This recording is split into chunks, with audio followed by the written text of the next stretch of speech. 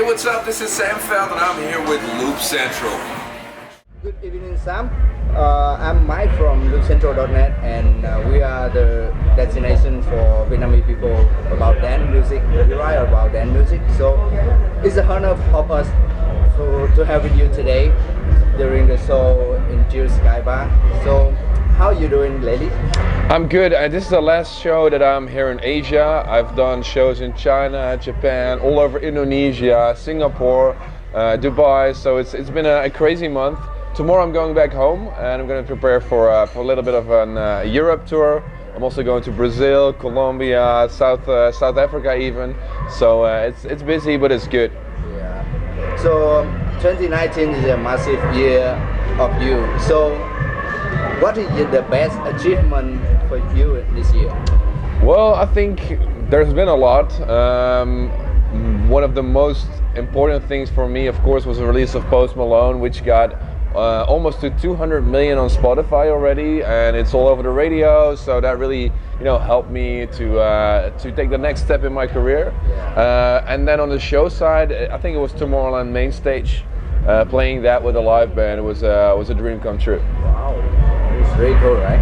Yeah, it was great. Yeah. And about Way Back Home with Sean, it's like a boom in Asia. So how you and Sean come together with this track? Well, I've known Sean as an artist since he released the original, and then Warner approached me and asked me if I wanted to make a remix of that track and kind of create a crossover between the Eastern world and the Western world, together with Conor Maynard, and I've always been a fan of his voice as well. So for me it was just the perfect collaboration because I could do my thing on the production side. They did an amazing job on the vocals, and I think the results speak for itself. Yeah. So how do you think about the Asia market, and which Asian artists you want to collab most? Well, Asia for me is a very good and also an upcoming market, especially in countries like China. You see that my genre is really coming up right now, so that's really cool to see. I've already done collabs with, for example, Sean, but also with Traus on a Chinese track. So I'm definitely open to doing these kinds of collabs. I don't have like a wish list. For me, it's more about finding the right song and the right moment. So if you're from Asia, if you're a singer-songwriter or a DJ producer, make sure to send your music to me. You can do it via heartfelt.me. I have a demo drop there. Yeah. So who knows? I might collab with an unknown artist next. I have no idea. Okay. So did you think a little bit about you have another alias and producing some kind of music like trending music? It's like tech house, future bass, or something else like that? Well, luckily for me, Sam Feldt and my fans has been they've been very open. I did an album where I did an R&B track with Akon. Yeah. I did a reggae song with Shaggy, but I also did like club music. So that's a great advantage, the fact that my fans are very open-minded, so I can do a lot of things.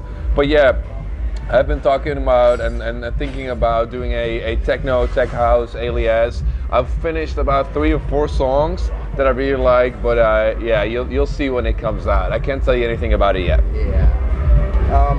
You have come a long way since you uploaded track into SoundCloud a very long time ago.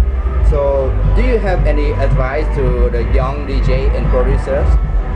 I do. I always have the same advice, which is very basic, but it sounds cheesy, but it's really true.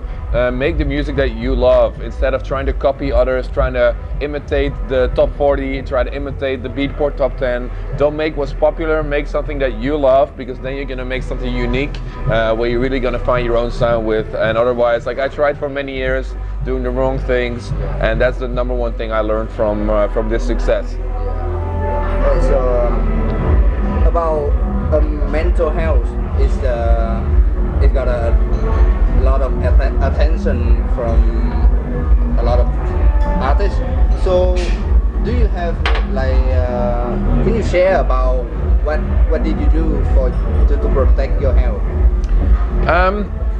I think the number one thing to do for your mental health is do the things that you love. don't force yourself to do things that you don't like. And I'm referencing Avicii a little bit. You see also in the movie and throughout his career, he's getting pushed a lot to play, to perform, while he would prefer to be a producer. At least that's what I think and know. And if you push someone to do something that they don't like to do, they're not going to be happy. So in my case, I love DJing, I love what I do, so it's very easy for me to stay sane. Obviously with the traveling, yeah, sometimes if you don't sleep, you get a little bit depressed, you get a little bit lonely, but then when I get up on that stage, it's all gone, so I forget about it. And what I do is I bring friends on tour, I bring my girlfriend on tour, I have a great team, so I'm just happy doing what I love. Yeah. So that's the most thing, right? Yeah. After the latest track with very dreadful atmosphere, Winter Wonderful, right? Wonderland. Sorry. Wonderland, yeah. Yeah. So, do you have any music left for 2019, or what is your next for next year? I have a lot of music coming up. I've got a track together with Moe, who I worked with before, Connor Maynard and Ronnie, who also sang on Post Malone. It's called Talk to Me. It's going to come out soon. I've got a remix for James Blunt that I'm dropping. I'm working on a new remix for Rita Ora as well. I finished a track with Kashmir that should drop very soon. And then I have a new single with Sigma coming early 2020. So a lot of music coming. Yeah. A lot, right? Yeah. Hey, and what is the Heartfelt Foundation vision, and how can other artists can participate? Well, I think like the Heartfelt Foundation is a platform for sustainability, and I launched it because I looked at my own life as a DJ and I saw that I wasn't doing very well. I was flying all over the place. I was very polluting, very bad for the environment.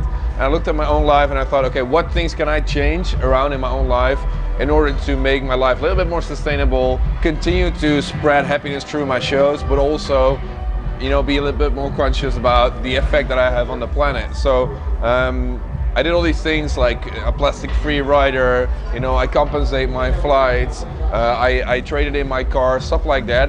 And by showcasing all these things that we've done, I want to inspire other artists to do the same, hopefully join the foundation, so they can also inspire their fans to take action in their own lives. So that's kind of the idea behind it in like a nutshell. Like outside of that music, how is Sammy Render look like?